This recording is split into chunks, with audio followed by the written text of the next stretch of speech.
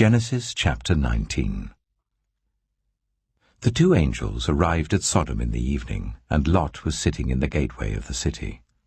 When he saw them, he got up to meet them and bowed down with his face to the ground. "My lords," he said, "please turn aside to your servant's house.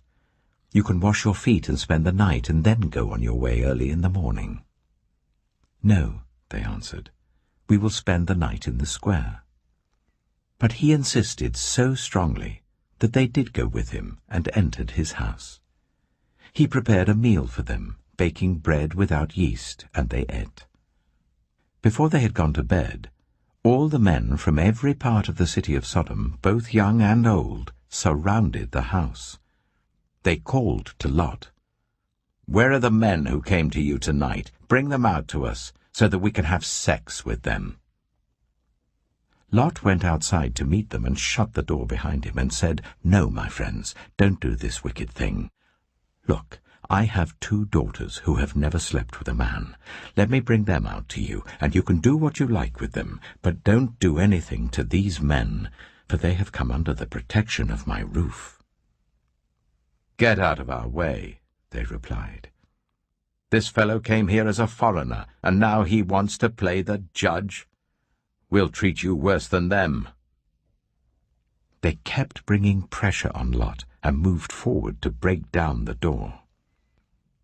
But the men inside reached out and pulled Lot back into the house and shut the door. Then they struck the men who were at the door of the house, young and old, with blindness, so that they could not find the door.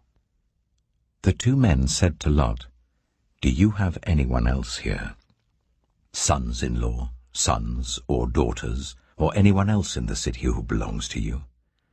Get them out of here, because we are going to destroy this place. The outcry to the Lord against its people is so great that he has sent us to destroy it." So Lot went out and spoke to his sons-in-law who were pledged to marry his daughters. He said, "Hurry and get out of this place, because the Lord is about to destroy the city." But his sons-in-law thought he was joking. With the coming of dawn, the angels urged Lot, saying, "Hurry! Take your wife and your 2 daughters who are here, or you will be swept away when the city is punished." When he hesitated, the men grasped his hand and the hands of his wife and of his 2 daughters and led them safely out of the city, for the Lord was merciful to them. As soon as they had brought them out, one of them said, "Flee for your lives. Don't look back.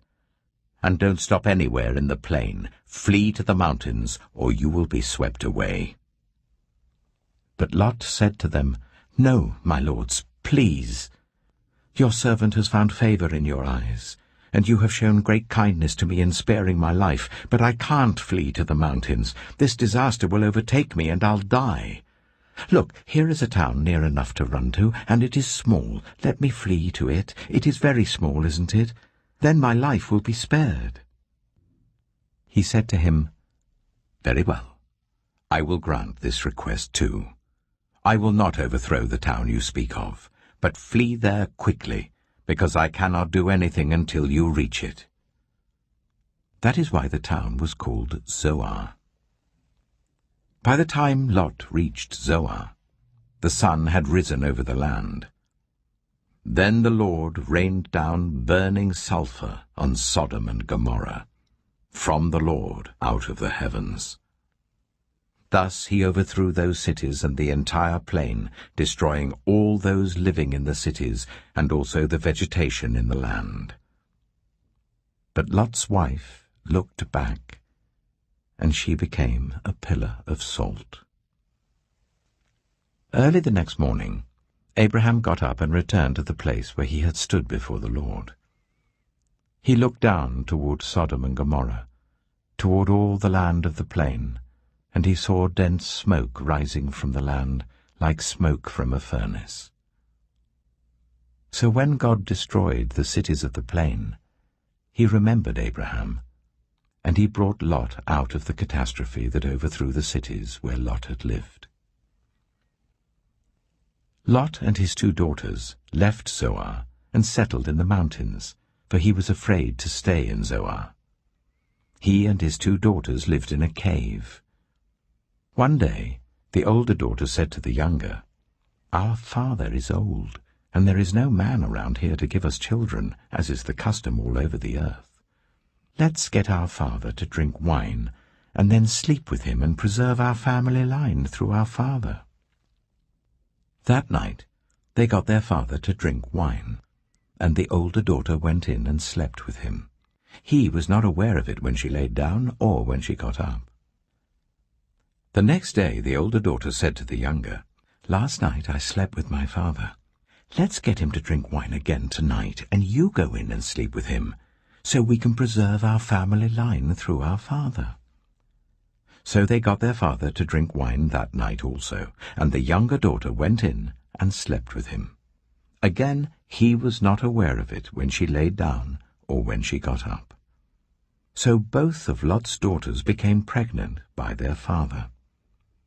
The older daughter had a son, and she named him Moab. He is the father of the Moabites of today. The younger daughter also had a son, and she named him Ben-Ami. He is the father of the Ammonites of today. Genesis chapter 20. Now Abraham moved on from there into the region of the Negev, and lived between Kadesh and Shur. For a while he stayed in Gerar, and there Abraham said of his wife Sarah, "She is my sister." Then Abimelech, king of Gerar, sent for Sarah and took her. But God came to Abimelech in a dream one night and said to him, "You are as good as dead because of the woman you have taken. She is a married woman." Now Abimelech had not gone near her, so he said, "Lord, will you destroy an innocent nation? Did he not say to me, 'She is my sister'? And didn't she also say, 'He is my brother'?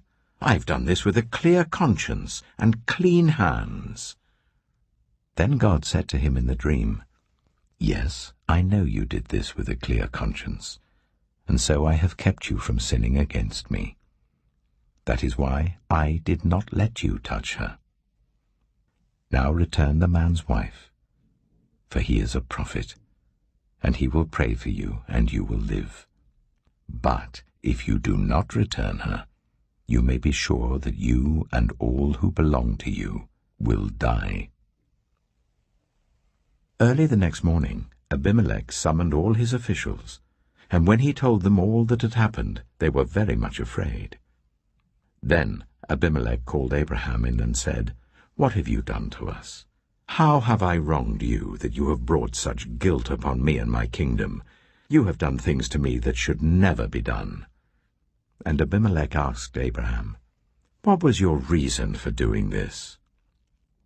Abraham replied, "I said to myself, 'There is surely no fear of God in this place, and they will kill me because of my wife. Besides, she really is my sister, the daughter of my father, though not of my mother, and she became my wife. And when God caused me to wander from my father's household, I said to her, This is how you can show your love to me. Everywhere we go, say of me, He is my brother.'" Then Abimelech brought sheep and cattle and male and female slaves, and gave them to Abraham, and he returned Sarah his wife to him. And Abimelech said, "My land is before you.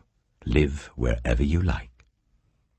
To Sarah he said, "I am giving your brother 1,000 shekels of silver. This is to cover the offense against you before all who are with you. You are completely vindicated." Then Abraham prayed to God, and God healed Abimelech, his wife, and his female slaves, so they could have children again. For the Lord had kept all the women in Abimelech's household from conceiving because of Abraham's wife Sarah. Genesis chapter 21. Now the Lord was gracious to Sarah, as he had said, and the Lord did for Sarah what he had promised. Sarah became pregnant and bore a son to Abraham in his old age, at the very time God had promised him. Abraham gave the name Isaac to the son Sarah bore him. When his son, Isaac, was 8 days old, Abraham circumcised him as God commanded him. Abraham was 100 years old when his son Isaac was born to him. Sarah said, "God has brought me laughter, and everyone who hears about this will laugh with me." And she added, "Who would have said to Abraham that Sarah would nurse children? Yet I have borne him a son in his old age." The child grew and was weaned, and on the day Isaac was weaned, Abraham held a great feast. But Sarah saw that the son whom Hagar the Egyptian had borne to Abraham was mocking, and she said to Abraham, "Get rid of that slave woman and her son, for that woman's son will never share in the inheritance with my son Isaac." The matter distressed Abraham greatly because it concerned his son. But God said to him, "Do not be so distressed about the boy and your slave woman. Listen to whatever Sarah tells you, because it is through Isaac that your offspring will be reckoned. I will make the son of the slave into a nation also, because he is your offspring." Early the next morning Abraham took some food and a skin of water and gave them to Hagar. He set them on her shoulders and then sent her off with the boy. She went on her way and wandered in the desert of Beersheba. When the water in the skin was gone, she put the boy under one of the bushes. Then she went off and sat down about a bow shot away, for she thought, "I cannot watch the boy die." And as she sat there, she began to sob. God heard the boy crying. And the angel of God called to Hagar from heaven and said to her, "What is the matter, Hagar? Do not be afraid. God has heard the boy crying as he lies there. Lift the boy up and take him by the hand, for I will make him into a great nation." Then God opened her eyes, and she saw a well of water. So she went and filled the skin with water and gave the boy a drink. God was with the boy as he grew up. He lived in the desert and became an archer. While he was living in the desert of Paran, his mother got a wife for him from Egypt. At that time, Abimelech and Phicol, the commander of his forces, said to Abraham, "God is with you in everything you do. Now swear to me here before God that you will not deal falsely with me or my children or my descendants. Show to me and the country where you now reside as a foreigner the same kindness I have shown to you." Abraham said, "I swear it." Then Abraham complained to Abimelech about a well of water that Abimelech's servants had seized. But Abimelech said, "I don't know who has done this. You did not tell me, and I heard about it only today." So Abraham brought sheep and cattle and gave them to Abimelech, and the two men made a treaty. Abraham set apart 7 ewe lambs from the flock, and Abimelech asked Abraham, "What is the meaning of these 7 ewe lambs you have set apart by themselves?" He replied, "Accept these 7 lambs from my hand as a witness that I dug this well." So that place was called Beersheba, because the 2 men swore an oath there. After the treaty had been made at Beersheba, Abimelech and Phicol, the commander of his forces, returned to the land of the Philistines. Abraham planted a tamarisk tree in Beersheba, and there he called on the name of the Lord, the eternal God. And Abraham stayed in the land of the Philistines for a long time.